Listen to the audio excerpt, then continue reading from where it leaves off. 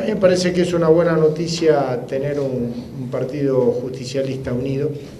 Se ha avanzado muchísimo respecto de cuál era la situación de nuestro partido en los últimos años. Todavía hay muchos dirigentes peronistas importantes que no están adentro del partido justicialista, que nos gustaría que estén, pero bueno, es un proceso de transición. Para mí, lo que ha asumido es una organización institucional que tiene una tarea de transición, que es la de justamente transitar por este periodo inédito para nosotros, un peronismo que perdió la elección nacional, que perdió la provincia de Buenos Aires, que perdió los principales distritos, que naturalmente tiene que reconstruirse.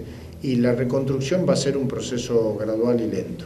¿Va a ser difícil revertir la situación de cara a la legislativa del 2017? No tengo la menor duda que va a ser difícil, pero vamos a hacer todo el esfuerzo del mundo para que nos vaya bien.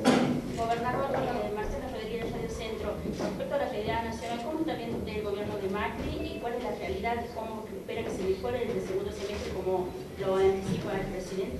Nosotros tenemos una enorme expectativa en que nos va a ir mejor. Hasta ahora lo que estamos viviendo es el proceso muy fuerte, un cimbronazo muy fuerte, sobre todo los sectores más vulnerables.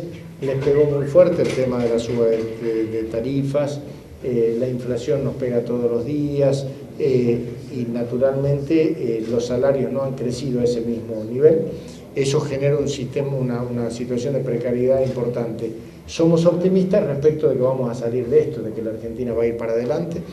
Haber reingresado a la Argentina en mercado de capitales es una buena noticia. Que la Argentina se reinserte en el mundo va a permitir que tengamos financiamiento y que podamos crecer más rápido. Eso va, si hay crecimiento, si hay inversión, va a haber más trabajo y la gente va a estar un poco mejor.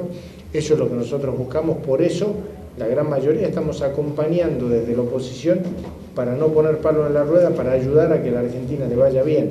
Somos conscientes que estamos atravesando la peor parte. Ahora, gobernador, las investigaciones que se están llevando adelante contra el gobierno de la expresidenta Cristina Kirchner, ¿cómo lo está mirando? ¿Usted ha formado parte de este gobierno?